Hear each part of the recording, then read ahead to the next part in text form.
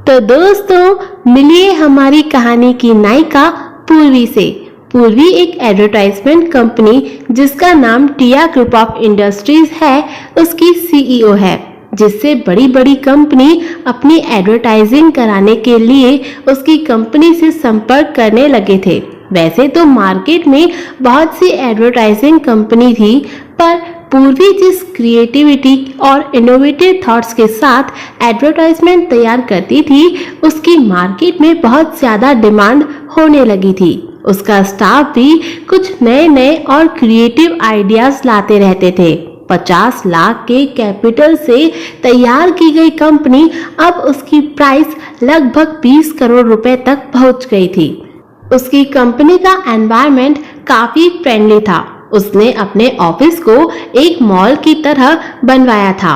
अंदर से सभी लोग एक दूसरे के काम पर अच्छे से नजर रख पाते थे। सारे एम्प्लॉइज अपना काम ओपन एनवायरनमेंट में करते थे। वहाँ पर सभी तरह की सुविधा मौजूद थी। खुद का स्टूडियो, फैशन डिजाइनिंग के लिए अलग से डिपार्टमेंट। पूर्वी ने उस कंपनी को वैसा ही बनाया था जैसा वो हमेशा से चाहती थी, जहाँ सब अपने काम को लेकर प्यार करें और अपने आइडियाज को शेयर करने में डरे नहीं। वहाँ सब एक बराबर से। शायद यही एक बात थी जो उसकी कंपनी को अलग बनाती थी। सभी लोग पूर्वी की बहुत इज्जत करते थे। पूर्वी का घर। टिया, टिया बेबी, कहाँ हो तुम? प्लीज बेटा सामने आ जाओ। देखो आपकी मम्मा कब से आपको ढूंढ रही हैं। बेबी प्लीज आ जाओ। पूर्वी सुबह सुबह टिया के साथ हाइड एंड सीक खेल रही थी। टिया को पूर्वी के साथ खेलना बहुत पसंद था। वो 5 साल की थी, छोटी सी, क्यूट सी। उसके भूरे कलर के घुंघरालू बाल थे। उसकी आंखें नीली कलर की थी, बिल्कुल शिवांश की तरह। जब वो हंसती थी तो उसके गालों पर प्यारे से डिम्पल पड़ते थे। उसकी आंखों की पलकें काफी घनी थी। वो बहुत ज्यादा सुंदर थी। पूर्वी ने जब टिया को जन्म दिया था तो उसको देखकर पूर्वी और उसकी दोस्त जिया दोनों ही हैरान रह गई थी। जिया तो कभी टिया को देखती तो कभी पूर्वी को। उसने पूर्वी से कहा, क्या वो फॉरेनर था जिसने तेरे साथ? पूर्वी ने टिया को अपनी गोद में उठाया और प्यार से उसके गुलाबी गालों को चूमते हुए बोली, मुझे कोई फर्क नहीं पड़ता कि वो कौन था। मैं बस इतना जानती हूँ कि ये मेरी बेटी है और मेरी जान है। पूर्वी ने टिया के नन्हे हाथों पर अपनी उंगली फिराई तो टिया ने उसकी उंगली को कसकर अपने हाथों में पकड़ लिया और अपनी नीली नीली प्यारी प्यारी आंखों से उसको देखने लगी। तुम मेरी जिंदगी में तब आई जब मैंने इस दुनिया से कुछ भी पाने की उम्मीद खो दी थी। तुम मेरी उस अंधकार से भरी जिंदगी में एक उम्मीद बनकर आई हो। तब से पूर्वी ने उसका नाम टिया रख दिया था। टिया बहुत प्यारी बच्ची थी। जिया के दिल की तो वो जान थी। जिया जब भी खाली होती थी तो वो बस टिया के साथ खेलती थी। टिया डिनर टेबल के नीचे पूर्वी को देखते हुए मुस्कुरा रही थी। पूर्वी ने टिया को देख लिया और उसकी ओर धीरे धीरे कदम बढ़ाने लगी तो टिया टेबल के नीचे से निकलकर पूरे घर में इधर उधर भागने लगी और पूर्वी उसे पकड़ने के लिए उसके पीछे पीछे भागने लगी। मम्मा, आप हमेशा मुझे पकड़ लेते हो। उसकी मासूमियत से भरी आवाज सुनकर पूर्वी को बहुत हंसी आई और वो बोली, चलो अब खाना खाते हैं, फिर मम्मा और टिया को स्कूल भी तो जाना है। दोनों ने नाश्ता किया और कार में बैठकर अपने स्कूल के लिए निकल गईं। अब आइए मिलते हैं हमारे कहानी के हीरो से, शिवांश। शिवांश ने अपनी एक कंपनी इंडिया में एस्टैब्लिश कर ली। नीली आंखें, टफ बॉडी, कोई भी देखे तो फिदा हो जाए। शिवांश की माँ जैपनीज थी और पिता इंडियन। वो बहुत ही ज्यादा हैंडसम लगता था। उसे इंडिया का मार्केट काफी पसंद आ गया था। उसे यहाँ ज्यादा अपॉर्चुनिटीज दिखाई दे रही थी, इसीलिए उसने इंडिया की कंपनी को खुद से मैनेज करने का सोच लिया था। उसने बहुत सारी फील्ड में अपनी कंपनी एक्सपेंड की थी। अब Roy industries Roy group of industries बन गई थी। वो अक्सर अपने काम के सिलसिले में इंडिया विजिट करता रहता था। बड़ी बड़ी हीरोइनें उसकी कंपनी की ब्रांड एम्बेसडर बनना चाहती थी। उन्हें लगता था कि इस वजह से ही सही कम से कम वो शिवांश से मिल तो सके, लेकिन शिवांश को इन सब से कोई फर्क नहीं पड़ता था। वो सबको अवॉइड करके बस अपने काम में लगा रहता था। उसने उस होटल का वो कमरा अपने लिए बुक कर लिया। उसे नहीं पता था क्यों, पर उसे उस कमरे में बहुत सुकून मिलता था। आज वो सुबह सुबह ऑफिस के लिए निकल गया तो एक रोड पर उसकी कार रेड लाइट पर रुकी हुई थी। वैसे तो वो अपने कार की विंडो हमेशा ऊपर करके ही रखता था, लेकिन आज उसने दाहिने ओर एक बहुत ही प्यारी सी बच्ची को देखा।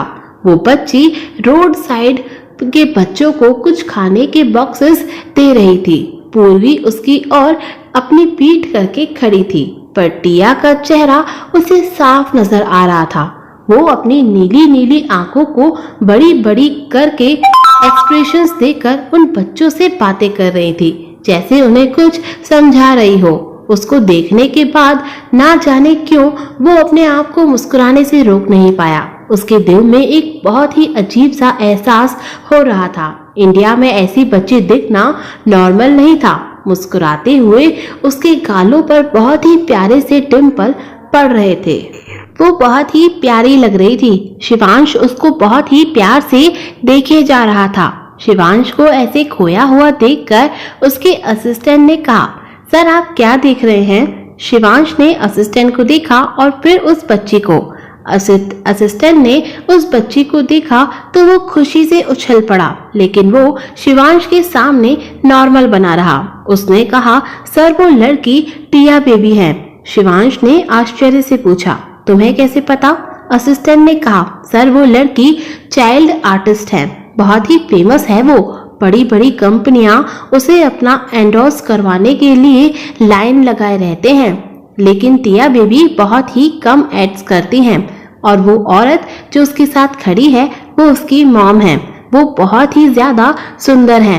उनकी अपनी एक एड कंपनी है जो पिछले 6 सालों में बहुत ही तेजी से उभर कर सामने आई है। उस कंपनी की सीईओ काफी ज्यादा टैलेंटेड है और बहुत ही ज्यादा अच्छी हैं। असिस्टेंट से इतना कुछ जानने के बाद शिवांश ने उस औरत को देखना चाहा, लेकिन तब तक कार आगे बढ़ गई थी। शिवांश ने विंडो को ऊपर कर दिया और अपना मोबाइल देते हुए बोला, उसमें एंजल बेबी की वीडियोस को डाउनलोड करके मुझे दो।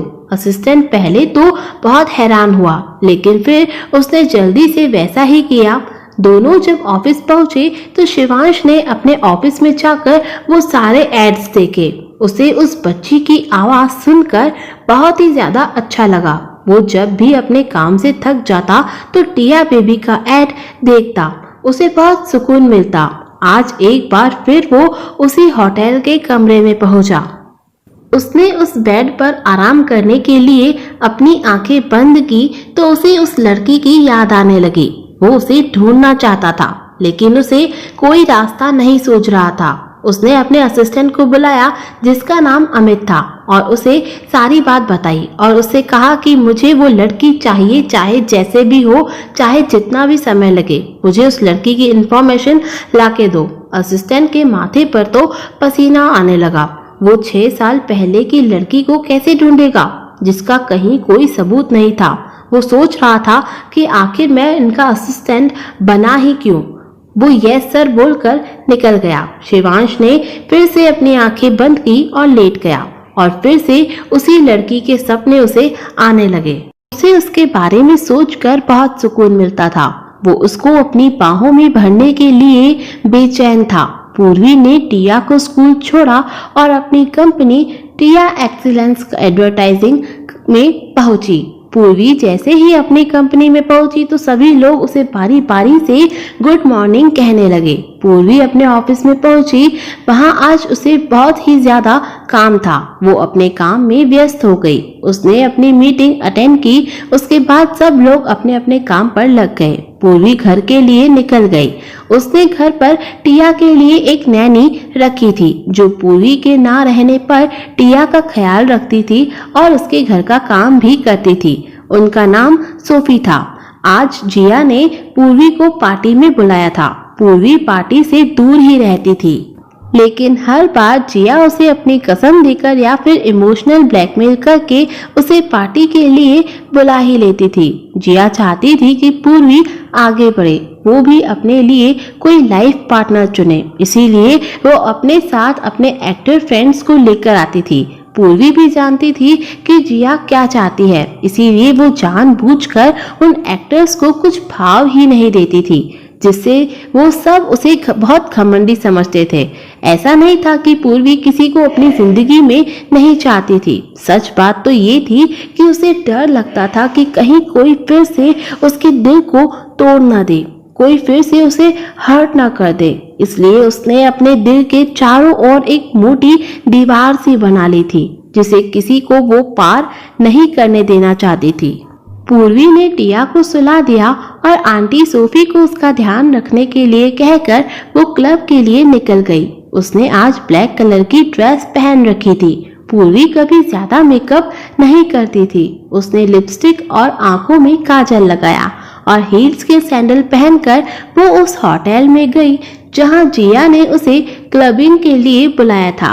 क्लब 8th फ्लोर पर था तो पूर्वी ने लिफ्ट रोकी और लिफ्ट के अंदर गई और अपना फोन चलाने लगी। लिफ्ट जैसे ही बंद होने वाली थी कि किसी ने लिफ्ट के दरवाजे के बीचों बीच अपना पैर रख दिया और लिफ्ट का दरवाजा फिर से खुल गया। वो शिवांश था। शिवांश ने भी पूर्वी की तरफ ध्यान नहीं दिया, जिसका ध्यान फोन में था। शिवांश उसकी ओर पीठ करके खड़ा हो गया। शिवांश ने 6th फ्लोर का बटन दबा दिया। लिफ्ट ऊपर की ओर चलने लगी, पर अचानक से लाइट्स जाने की वजह से झटके से लिफ्ट रुक गई और लिफ्ट की लाइट्स भी चली गई। झटके से लिफ्ट रुकने की वजह से पूर्वी के हाथ से उसका फोन छूटकर गिर गया। पूर्वी डर गई और नीचे झुककर अपना फोन ढूंढने लगी। फोन इतनी जोर से गिरा था कि उसका फोन ही ऑफ हो गया और वो परेशान होकर बोली, ओ गॉड, ये लिफ्ट को भी अभी ही खराब होना था और ये फोन को भी अभी ऑफ होना था। अब मैं क्या करूं, कैसे निकलूं यहाँ से? तभी वो जोर जोर से चीखी, कोई है? खोलो लिफ्ट, मैं फंस गई हूँ लिफ्ट में। अरे कोई है? प्लीज लिफ्ट खोलो, मुझे बंद जगहों में घुटन होती है। प्लीज प्लीज लिफ्ट ओपन करो। वो जोर जोर से चिल्ला रही थी। शिवांश शांत होकर चुपचाप सब सुन रहा था। पूर्वी लगातार चिल्ला रही थी। शिवांश उसके चिल्लाने से इरिटेट हो रहा था, तो वो बोला, शांत हो जाओ, लाइट गई होगी, आ जाएगी, टेंशन मत लो।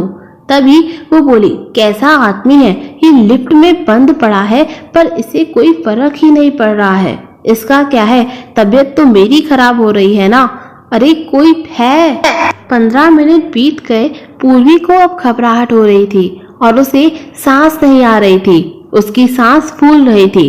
तभी शिवांश ने पूर्वी को अपने करीब खींच लिया और उसके सामने लाइटर जला दिया। शिवांश ने जैसे ही लाइटर जलाया तो शिवांश और पूर्वी की नजरें एक दूसरे से मिली। पूर्वी उसे देखकर हैरान थी। उसकी नीली आंखें उसमें वो खो सी गई। यही हाल शिवांश का भी था। वो भी उसकी आंखों में खो सा गया। उसके परफ्यूम की खुशबू उसे बहुत जानी पहचानी लग रही थी। उसका साथ उसे बहुत सुकून दे रहा था। तभी अचानक से झटके से लिफ्ट ऑन हो गई। वो दोनों एक दूसरे को संभाल नहीं पाए और नीचे गिर गए। एक बार फिर पूर्वी और शिवांश की नजर टकरा गई। शिवांश को ये आंखें कुछ जानी पहचानी लग रही थी। इतने में 6th फ्लोर आ गया तो दोनों होश में आए और उठकर खड़े हो गए। शिवांश 6th फ्लोर पे लिफ्ट खुलते ही बाहर आ गया। उसके पीछे पीछे पूर्वी भी आ गई थी। वो डर गई थी, इसीलिए सीढ़ियों से ही 8th फ्लोर पर जाने लगी। पूर्वी क्लब में पहुंची।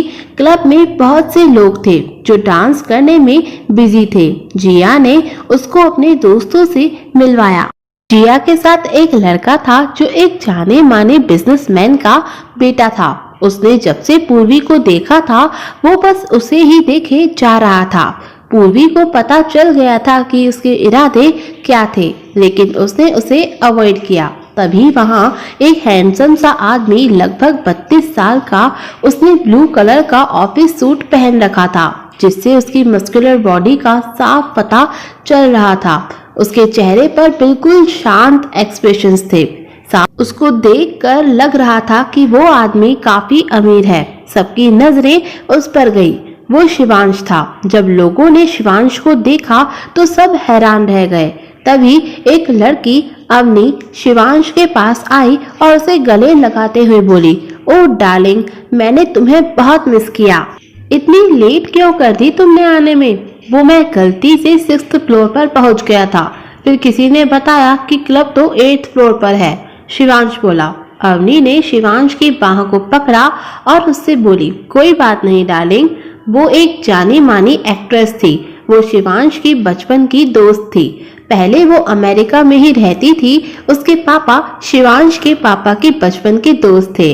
अवनी हमेशा से ही एक्ट्रेस बनना चाहती थी, इसीलिए बॉलीवुड में एक्ट्रेस बनने के लिए इंडिया चली आई। दोनों में अच्छी दोस्ती थी, लेकिन शिवांश किसी से भी कम ही बात करता था। अवनी से भी वो ज्यादा बात नहीं करता था, लेकिन जैसे ही अवनी को पता चला कि शिवांश इंडिया आ गया है, तो वो उससे मिलने अक्सर पहुंच जाती थी। शिवांश भी काम के बाद जब खाली रहता तो कभी कभी अवनी के साथ घूमने निकल जाता था। अवनी ने अपने सारे दोस्तों से शिवांश को मिलवाया। सब उससे अपनी नजदीकी बढ़ाना चाहते थे, लेकिन शिवांश ने सबको नजरअंदाज किया और जाकर सोफे पर बैठ गया। पूर्वी ने एक नजर शिवांश को देखा। पहले तो वो उसको देखकर बहुत हैरान हुई।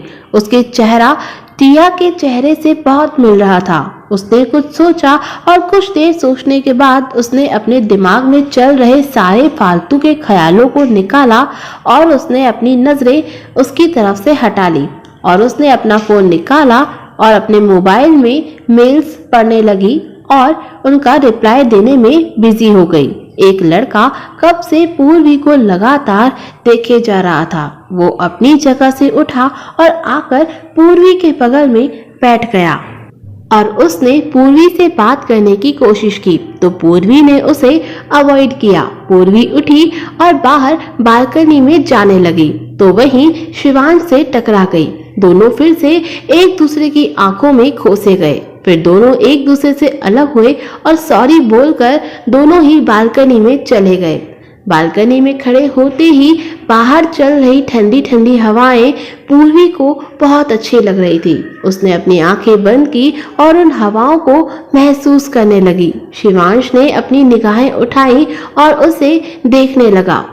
सुबह से ये दूसरी बार था जब उसे किसी अनजान को देखकर उसे वो अनजान नहीं लगा। उसने अपनी आंखें बंद की और कुछ सोचने लगा। तभी उसकी दोस्त अवनी उसे ढूंढते हुए बालकनी में पहुंची। वो उसके पास गई।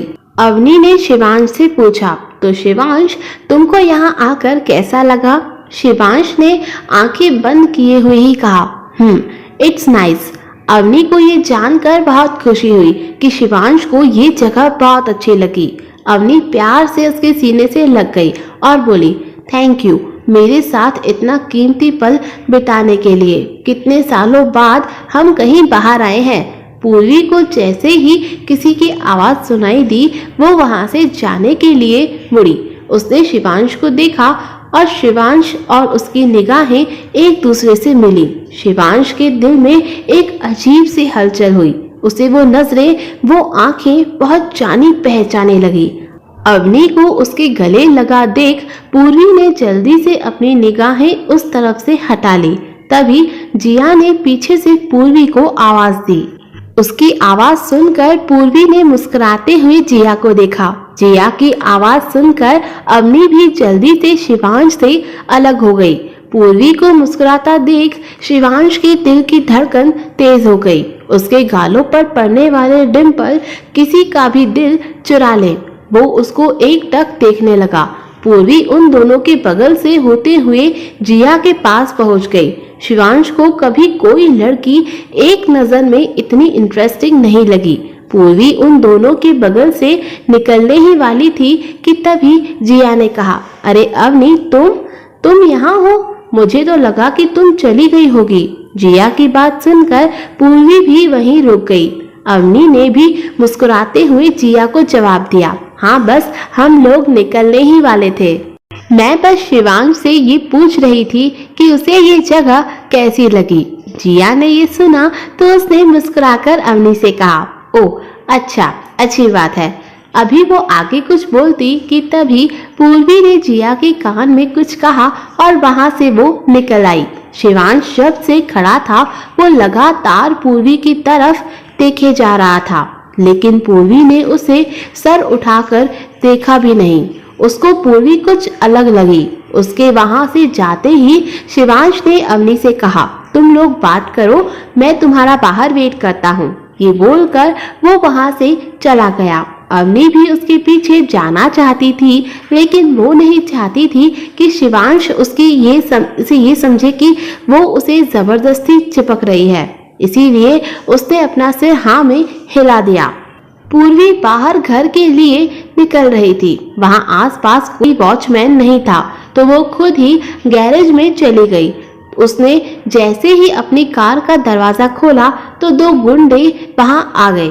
क्या बात है, आज तक हम माल के पास चल के जाते थे, आज माल खुद चलकर हमारे पास आ रहा है। पूर्वी ने उनकी बात सुन ली पर कुछ रिएक्ट नहीं किया और अपनी कार में बैठने लगी। तभी उनमें से एक गुंडे ने पूर्वी का हाथ पकड़ लिया और बोला, कहाँ जा रही हो जाने मन, हमें भी अपने साथ ले चलो, सारी रात मजे करेंगे। पूर्वी को उसकी बात सुनकर बहुत गुस्सा आया, पर उसने अपना गुस्सा कंट्रोल किया और बोली, हटो मेरे रास्ते से और जाने दो मुझे। तभी वो गुंडा बोला, अरे जाने मन, इतनी भी क्या जल्दी है, अभी हमें थोड़ा लुत्फ तो उठाने दो। इतना कहकर वो पूर्वी को ऊपर से लेकर नीचे तक गंदी निगाहों से घूर रहा था। पूर्वी ने उसे गुस्से में घूरा और बोली, देखो मुझे यहाँ से जाने दो, वरना अंजाम अच्छा नहीं होगा। वो हाल करूंगी तुम्हारा, जिंदगी में किसी लड़की को छेड़ना तो दूर की बात है, नजर उठाकर भी देखने लायक नहीं बचोगे। अपनी गंदी शक्ल और सोच उठाकर निकलो यहाँ से। उस गुंडे को गुस्सा आया और वो गुस्से में बोला, बहुत जबान चल रही है ना तेरी, आज तो तुझे सबक सिखाकर रहूंगा। मैं तुम जैसी लड़कियों को बहुत अच्छे से जानता हूँ, जानबूझकर छोटे छोटे कपड़े पहनती हो ताकि हम लड़के तुम्हारे पीछे पीछे मंडराएं, और जब हम तुम्हारे पीछे आते हैं तो नखरे दिखाती हो। कोई बात नहीं, तुम्हें जितने नखरे करने हैं करो, आज मैं तुम्हें तुम्हारी औकात दिखाकर ही रहूंगा। उसने अपने दोस्त से कहा, चल गाड़ी में बैठ और गाड़ी चला, आज तो इसका मजा हम लेकर ही रहेंगे। उसने पूर्वी का हाथ पकड़ा और उसे बैक सीट की ओर ले जाने लगा। आज मैं तुम्हें दिखाता हूँ कि मैं क्या चीज हूँ। पूर्वी ने पहले तो उसे अपने आगे की तरफ जाने दिया, फिर जैसे ही वो थोड़ा उसके आगे हुआ और कार के दरवाजे के पास पहुंचा, उसने उसके हाथ की कलाई को झटके से उसके हाथ से छुड़ाया और खुद उसकी कलाई को पकड़ लिया। उसके हाथ को मोड़कर उसकी पीठ के पीछे कर दिया और उसका मुंह पास के पिलर से सटा दिया और उसके पैरों पर उसने झटके से अपने हील्स के सैंडल से अटैक किया। उसने ये सब इतनी जल्दी से किया कि उसे संभलने का समय भी नहीं मिला। उस गुंडे के पैर में इतना तेज दर्द महसूस हुआ कि वो दर्द से चीख उठा और लड़खड़ाकर घुटनों के बल जमीन पर बैठ गया। पूर्वी के हाथ की पकड़ इतनी तेज थी कि वो चाहकर भी खुद को उसकी पकड़ से छुड़ा नहीं पा रहा था। पूर्वी उसके कान के पास जाकर बोली, अब पता चला कि मैं कैसी लड़की हूँ, अब क्या कहोगे तुम? अब मुझे दिखाओ मेरी औकात, दिखाओ ना मुझे कि तुम क्या चीज हो। ये बोलकर उसने अपनी पकड़ को और तेज कर लिया।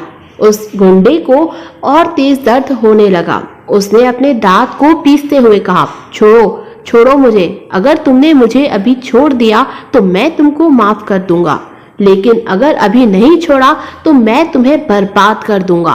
पूर्वी ने मुस्कुराते हुए कहा, ओह अच्छा, अभी भी तुम में इतना घमंड है, तो कैसा रहेगा कि मैं अगर तुम्हारे एक हाथ को तोड़ दूं और तुम्हारी रीढ़ की एक हड्डी तोड़ दूं? मुझे लगता है ये बेस्ट रहेगा। हाँ, उसके बाद अगर तुम मुझसे बदला लेते हो तो मुझे कोई गम नहीं रहेगा। तो क्या कहते हो तुम? उस गुंडे का साथी ये सब देखकर हैरान था कि एक लड़की इतनी अच्छी फाइटर भी हो सकती है। दिखने में तो नाजुक सी लड़की थी। वो बस पूर्वी को हैरानी से देख रहा था। वो कभी अपने दोस्त को देखता तो कभी पूर्वी को।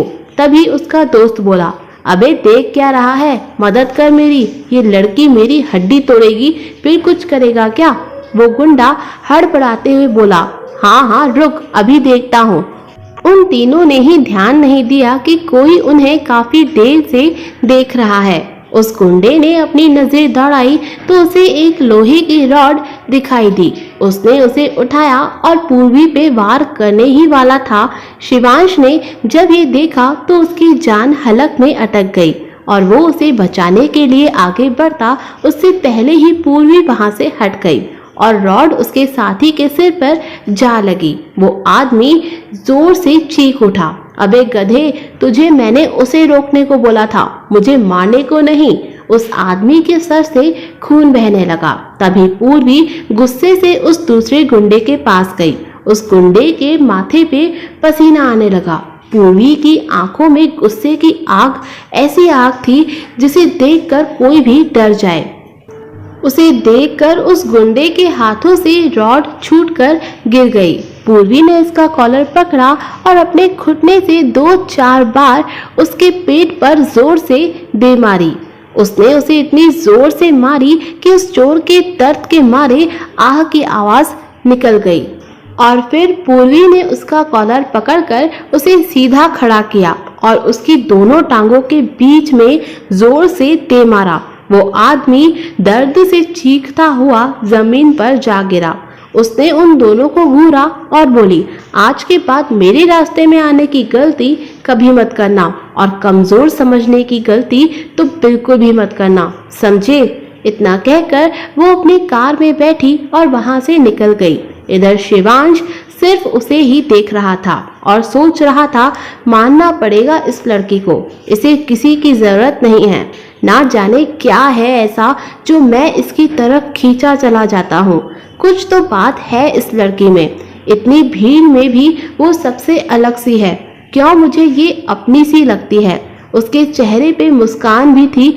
उसने आज तक ऐसी लड़की नहीं देखी थी जो खूबसूरत और इंटेलिजेंट होने के साथ साथ अपनी रक्षा खुद करना जानती हो। इसके बाद शिवांश अपने के साथ अपने घर लौट आया। पूरे रास्ते बस उसे पूर्वी की नजरें ही याद आ रही थी। उसकी आवाज भी उसे काफी जानी पहचानी लग रही थी।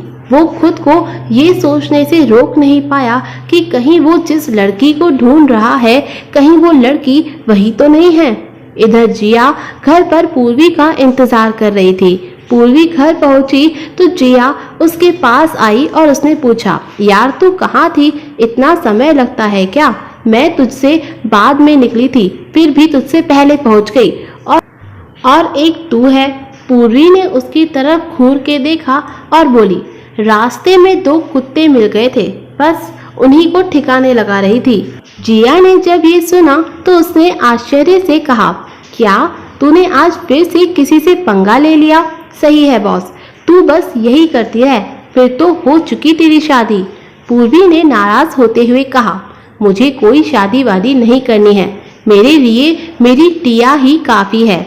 हम बहुत खुश हैं अपनी लाइफ में। जिया समझ गई थी कि पूर्वी बहुत गुस्से में है। उसने बात को बदलते हुए कहा, चल छोड़।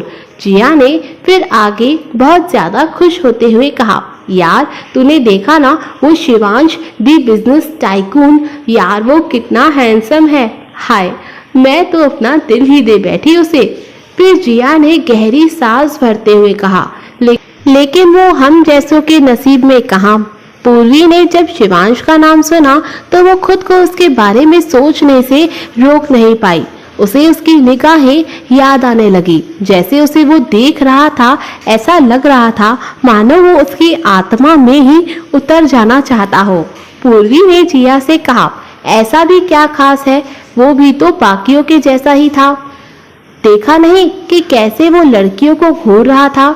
जिया और पूर्वी इस वक्त अपनी बालकनी में बैठे थे। जिया ने मुड़कर पूर्वी की तरफ हैरानी से देखा और बोली, क्या बोल रही है तू? तूने किसको देखा?